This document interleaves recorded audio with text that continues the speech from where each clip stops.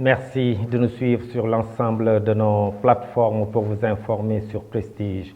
Au sommaire de cette édition, 144e édition de l'appel de Seydina Limamou Laye, à 24 heures de l'événement, portrait de Mame Limamou dans ce journal. La coalition des organisations en synergie pour la défense de l'éducation au Sénégal dit non au projet de loi reportant les élections présidentielles de février 2024. Les élèves ne lisent plus. Le principal du CM de Diakhao revient sur cet abandon de la lecture. Reportage dans ce journal. Les populations des localités de Kayar et Diender dans la zone des Niayes ont fait face à la presse pour protester contre l'implantation d'un projet d'exploitation de zircon sur leur terre. La page de l'actualité nationale avant celle de l'actualité internationale et la page des sports viendra boucler ce journal. Dans un court instant, le développement.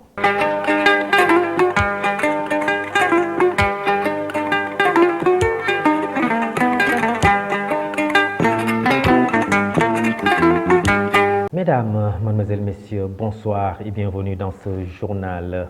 La communauté layène célèbre ce samedi la 144e édition de l'appel de Seydina Limamou Laye, le fondateur de cette confrérie. À 24 heures de l'événement, les préparatifs vont bon train. Portrait de Mame Limamou Laye, une des grandes figures de l'islam au Sénégal, signé Adi Aramsek. Limamou Thiaw, plus connu sous le nom de Seydina Limamou Laye, est une grande figure de l'islam au Sénégal qui proclama Imam Mahdi et être le prophète Mahomet. Il est le guide de la confrérie Ahloulahi, communément appelée Layène. Seydina Limamou Thiaw Laye naquit en 1843 dans la région de Dakar. Sa mère est Mame Koumba et son père Mame Alassane Thiaw. Il commence sa prédilection le 24 mai 1883 à l'âge de 40 ans, se présentant comme l'imam des Bianguidi ou Imamoul Mahdi. En 1883, déjà orphelin de père, Limamou Laye perd sa mère et s'enferme 3 jours sans manger ni boire. Au terme de ces 3 jours, il dit être l'envoyé de Dieu. Seydina Limamou Laye dit qu'il est l'incarnation de Mahomet. Une adolescence frappante à 40 ans, Limamou est sorti le 24 mai 1883, superbement drapé de 3 pagnes blancs, pour prêcher cette parole divine. Répondait à l'appel de Dieu: venez à moi, je suis le messager de Dieu, je suis le Mahdi qu'on attendait. La communauté laïenne célèbre l'appel du Mahdi, une occasion pour les fidèles de se ressourcer et de revisiter l'œuvre de Seydina Limamou Laye. Quand le Mahdi lançait pour la première fois cet appel, en 1883, toute une communauté était effarée. La consternation était de mise. Le saint homme Limamou Thiaw passait pour un possédé, un fou. Avant sa disparition en 1909, âgé de 66 ans, il laissa un livre divisé en 6 parties et connu sous le nom de Sermons qu'il demanda à ses serviteurs de transmettre. Après sa disparition, son fils Seydina Issa Rouhoulahi, qui avait 33 ans, lui succéda et continua ce que son père avait commencé.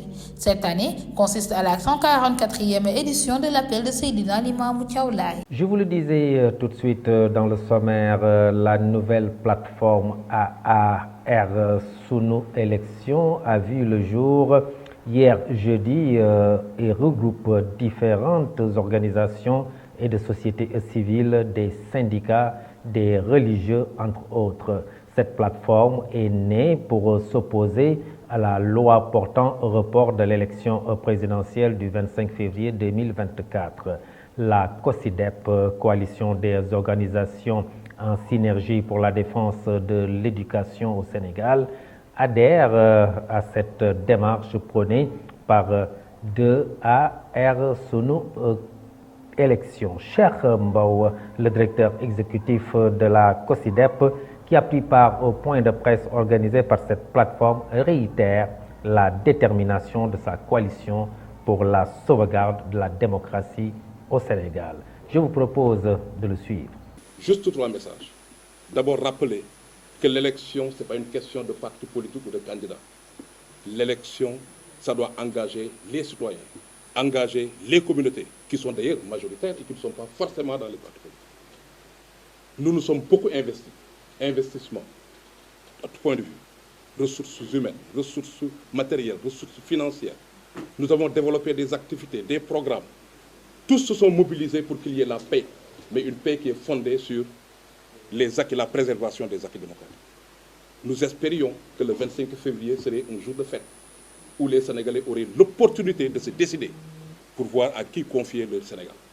Aujourd'hui, nous demandons évidemment à ce que cela ne soit pas oublié. Notre deuxième message, c'est regarder les dernières données démographiques qui nous rappellent que 3/4 d'entre nous sont des jeunes. Ils ont besoin qu'on recrée l'espoir.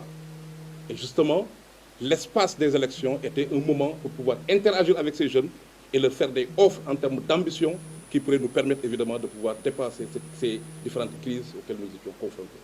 Et enfin, rappeler que la société civile a une seule demande dans ce contexte. Une seule demande, c'est qu'on puisse revenir sur la décision arrêtant l'élection présidentielle le 25 février. Nous pensons aujourd'hui qu'il faut aller dans le sens de l'organiser et espérons qu'on ne sera pas obligé de dérouler ce plan d'action. On espère avoir des autorités qui donnent, en tout cas qui nous démontrent qu'elles sont à l'écoute de notre communauté et qu'elles vont aller dans le sens évidemment d'arrêter ce qui se passe parce que cette crise que nous sommes en train actuellement de vivre a été déclenchée par cette décision du président de la République d'arrêter le processus électoral. Nous vous remercions. Et puis, les élèves ne lisent plus. L'abandon de la lecture devient de plus en plus fréquent chez les élèves. Cette situation est déplorée par le principal du CM Diakhao. Il revient ici sur certaines causes qui poussent les élèves à abandonner la lecture. Suivons ce reportage de Aïssatou Dem et de Cheikh Diène. L'abandon de la lecture devient de nos jours un problème très fréquent dans les établissements scolaires. Ceci participe à l'affaiblissement du niveau des élèves. Selon M. Djemé, le principal du CM Diakhao, la principale cause de cette situation, c'est la mauvaise utilisation des réseaux sociaux. Alors pourquoi les gens ne lisent plus? C'est à cause du développement de l'Internet. C'est à cause du développement du téléphone portable. Les gens d'aujourd'hui préfèrent utiliser le téléphone portable parce que c'est plus facile pour eux. Les gens préfèrent regarder la télévision. Les gens préfèrent s'asseoir derrière un écran d'un ordinateur pour essayer de régler leurs problèmes. Vous voyez. Donc tout ça, c'est au détriment de la lecture. Il serait beaucoup plus préférable de faire la promotion de la lecture pour rehausser le niveau en français. El Hadji Malik Diédhiou, un élève de la classe de 3e, encourage à ses camarades à mieux lire car il estime que ça peut les aider dans l'avenir. Pourquoi les élèves ne lisent plus? C'est à cause de la paresse. C'est à cause de la paresse dans la lecture. Parce qu'on voit que de nos jours, les élèves ne lisent plus parce qu'il y a l'avancée de la technologie, comme notamment le téléphone portable, l'ordinateur. Ce n'est pas le seul facteur qui pousse les élèves à ne pas lire, mais il y a aussi la paresse, comme je l'ai dit tantôt. Donc la paresse, c'est dû aux élèves qui suivent les séries télévisées, qui sont une diversité de nos jours. En guise de solution à ce problème, M. Ibrahima Djemé, un professeur de français, propose à ses collègues d'organiser des cours d'orthographe où ils vont récompenser les meilleurs tout en espérant un soutien des autorités. Cultiver un peu cette émulation, organiser des concours de dictée, des concours d'orthographe, sélectionner, choisir des pages, des œuvres, pousser les élèves vers et à chaque fois récompenser les meilleurs à telle enseigne que les autres qui n'avaient pas été récompensés vont vouloir à chaque fois être récompensés. L'abandon de la lecture, un problème qui est loin d'être prometteur et qui peut être désastreux pour les avenirs de demain. Les responsables des établissements invitent les parents et les autorités concernées à assumer leurs responsabilités. Reste à savoir quels moyens seront utilisés pour conscientiser les élèves. Les populations des localités de Kayar et Diender dans la zone des Niayes ont fait face à la presse pour protester contre l'implantation d'un projet d'exploitation de zircon sur leur terre. Selon eux, cette exploitation, une fois actée, va envoyer au chômage et favoriser l'exode de plusieurs milliers de jeunes qui ne vivent que de l'agriculture. Mbaye Ndoye, le président du collectif pour la défense des intérêts de la zone des Niayes, donne plus de détails. Nous suivons. Le motif de ce rassemblement, ça vient sur un permis d'exploration de zircon qui a été attribué à une société appelée Kayar HMC Mining. qui devrait faire une exploration des zircons dans les périmètres maraîchers de Kayar et de Diender. Nous nous opposons catégoriquement à ça parce qu'on sait que c'est une zone, la zone de Kayar, entre Kayar et Diender, c'est une zone à vocation horticole. On sait que la vocation horticole de Kayar et de Diender, on ne peut pas concevoir sur ces zones qu'on puisse exploiter ou bien explorer du zircon pour au moins au détriment des producteurs. Parce qu'on a vu, après avoir fait une comparaison entre l'exploitation du zircon et ce qui se sort au niveau de l'horticulture, on se rend compte qu'il y a une très grande différence par rapport à ça. Sur le problème de l'emploi, de l'employabilité de nos ressources, parce qu'actuellement, au niveau de Kayar, de Diender, si nous prenons certaines spéculations comme la pomme de terre, on se rend compte que on parvient à employer en emploi direct et indirect 209 500 personnes. Alors qu'on nous a dit sur la présentation du projet du zircon, lorsqu'on le faisait au niveau du CRD à Thiès, devant le gouverneur, au niveau de leur présentation, ils avaient dit que sur l'exploitation du zircon, ils vont employer uniquement 100 personnes. Vous voyez cette différence qu'il y a là-dessus. Autre problème, c'est qu'en termes de chiffre d'affaires, pour 5 mois de récolte uniquement sur la pomme de terre, on parvient à avoir un chiffre d'affaires de plus de 10 milliards 500 millions. C'est la raison pour laquelle, en tout cas, toute la population de Kayar et de Diender se sont regroupés en un seul homme pour faire face à la zone de Niayes et sur forte menace. Le Centre Ouest Africain de services scientifiques sur le changement climatique et l'utilisation adaptée des terres en collaboration avec l'Institut de recherche pour le développement ont organisé une série de webinaires dans les universités ouest-africaines pour décrire les voies et les priorités de la recherche, de l'innovation et du développement des capacités dans les domaines de services climatiques pour la réduction des risques.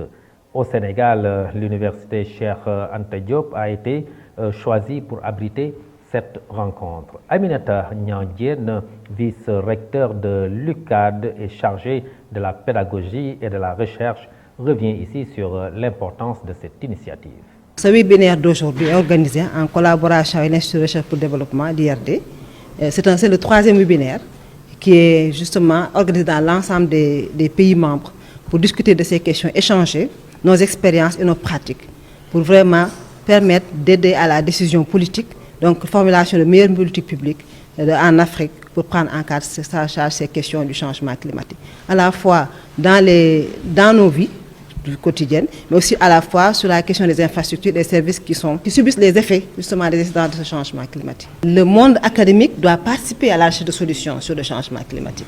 Et c'est pour ça que notre université de Dakar, qui est connue comme un creuset, un hub sur le plan de la recherche scientifique, donne sa contribution en ayant déjà mis en place, en participant à la mise en place d'un centre qui est dédié à la question du changement climatique, qui est le WASCAL, qui nous réunit aujourd'hui, mais qui en même temps contribue à rechercher des solutions pertinentes, à produire des données, comme on dit, des données pertinentes aussi pour l'aide à la décision. Restons sur cette rencontre qui a été rendue possible grâce à l'accompagnement des ambassades de l'Allemagne et de la France basées au Sénégal.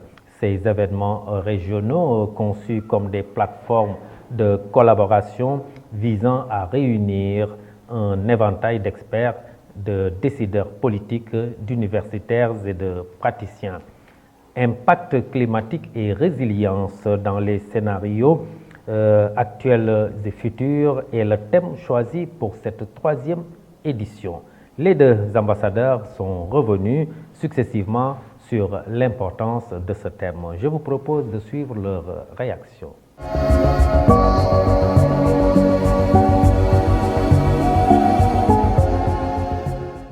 À présent, la page de l'actualité nationale, c'est avec Man Biram Sissegaï. L'actualité nationale, le président Macky Sall a reçu hier jeudi son homologue bissau-guinéen Umaro Sissoko Embalo. Dans un message publié, la présidence sénégalaise déclare que ce déplacement n'entre pas dans le cadre d'une médiation. Il ne vient pas en tant que médiateur, mais entretient des relations solides avec toute la classe politique, a souligné souligné la présidence sénégalaise qui ajoute que le président bissau-guinéen a appelé les Sénégalais au dialogue crucial pour la stabilité de la sous-région, a rappelé que le Sénégal est en proie à une crise politique née de l'annonce samedi du président Macky Sall de l'abrogation du décret convoquant les corps électoraux à la veille du démarrage officiel de la campagne électorale pour l'élection présidentielle du 25 février. Parlons autre chose, un site d'orpaillage clandestin à Buntikoto, Kédougou, a été le théâtre d'un braquage au cours duquel des malfaiteurs ont réussi à dérober un butin estimé à 3 millions de francs CFA et 15 kilos d'or. L'incendie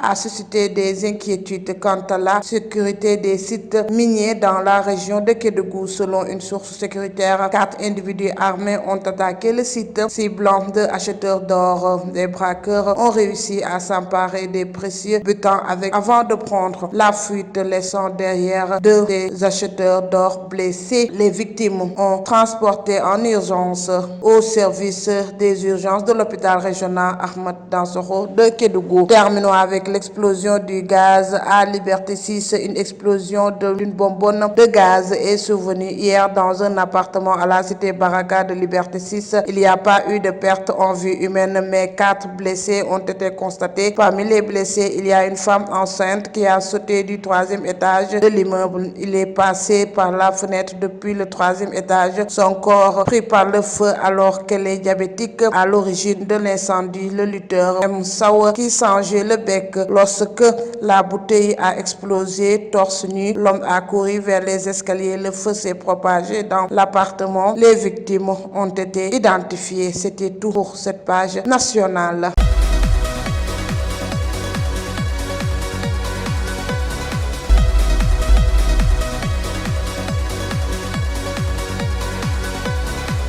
Merci Mambiram Sissegaye pour cette page de l'actualité nationale et sur l'international. Mamadou Saturne John pour un rapide survol. Alors que la guerre en Ukraine va bientôt entrer dans sa 3e année, le président ukrainien a confirmé hier jeudi la nomination d'un nouveau chef des armées. Le général Oleksandr Syrskyi, 57 ans, succède donc au très apprécié Valery Zaluzhny, avec lequel Volodymyr Zelensky entretenait des relations houleuses depuis plusieurs semaines. Le nouveau chef des armées était jusqu'à présent le commandant des forces terrestres ukrainiennes. Toutefois, le général limogé s'est vu proposer de continuer à faire partie de l'équipe dirigeante du pays. On ne sait pas à ce stade s'il a accepté cette proposition. Restons toujours en Ukraine où les troupes russes ont de nouveau attaqué la région de Mykolaïv dans le sud-ouest du pays. C'est un complexe industriel qui a été visé. Plusieurs immeubles d'habitation et un centre sportif ont aussi été endommagés. Les forces de défense aérienne ukrainiennes affirment être parvenues à neutraliser 11 drones sur 17 lancés par les forces russes dans les régions de Mykolaïv, Odessa et Vinnytsia. Bouclons rapide de survol de l'actualité internationale au Moyen-Orient où l'armée israélienne a bombardé ce vendredi la localité de Rafah, ville du sud de Gaza où s'entassent plus d'1 million de Palestiniens déplacés par la guerre. Les États-Unis, qui disent redouter un désastre humanitaire, jugent excessive sa riposte contre le Hamas. Washington a annoncé dans la nuit de jeudi à vendredi avoir procédé à de nouvelles frappes contre les Houthis du Yémen. L'idée d'une opération terrestre à Rafah suscite une grande crainte exprimée par l'ONU qui avertit que cela pourrait constituer un crime de guerre. Selon le secrétaire général, une entrée dans la ville de l'armée israélienne aggraverait ce qui est déjà un cauchemar humanitaire aux conséquences régionales incalculables.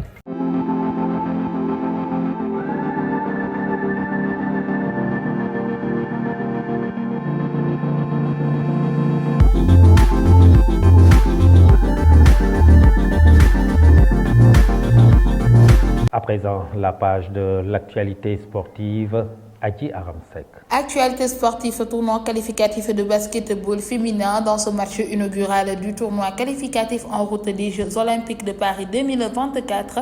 Pour le groupe A, les Lions du Sénégal, vice-championne d'Afrique, perdent contre les championnes d'Afrique nigérianes. L'équipe nationale du Sénégal démarre du mauvais pied ce tournoi de qualification et doit se défaire de la Belgique, championne d'Europe en titre, et des États-Unis, championne du monde en titre, afin d'espérer faire le voyage pour Paris. Parlons à présent de football. Serigne Saliou Dia prend les rênes de l'équipe nationale U20, son coach depuis le départ de Malick Daf. Fort de son expérience en tant que sélectionneur de l'équipe nationale U17, le champion d'Afrique devra débuter avec les Jeux africains. Sa nomination intervient suite au départ de Malick Daf, l'actuel entraîneur du Jaraaf, qui avait exprimé le souhait de se retirer. La mission qui attend Serigne Saliou Dia est d'autant plus cruciale que son mandat débutera avec les Jeux africains prévus du 8 au 23 mars 2024 au Ghana. Un défi que le technicien sénégalais révèle avec enthousiasme, étant particulièrement lié à la compétition. Terminons cette note sportive en parlant du carton bleu. La FIFA souhaite clarifier que les informations faisant état de ce que l'on appelle le carton bleu au niveau de l'élite du football sont incorrectes et prématurées à assurer l'instance du football mondial. Ajoutant que de tels essais, s'ils sont mis en œuvre, devraient se limiter à des tests effectués de manière responsable à des niveaux inférieurs. Alors que l'IFAB, qui gère les règles du football, devait soi-disant annoncer l'adoption de cette nouvelle règle dès ce vendredi. Il n'en sera rien. Cette évolution fera l'objet de discussion lorsque ce point de l'ordre du jour sera discuté lors de l'AG de l'IFAB le 2 mars prochain, et c'est ce qui met fin à cette note sportive. Merci beaucoup Adji Aramsek pour cette page sportive. Merci d'avoir suivi ce journal. Passez une excellente fin de soirée. Très bon week-end. Au revoir.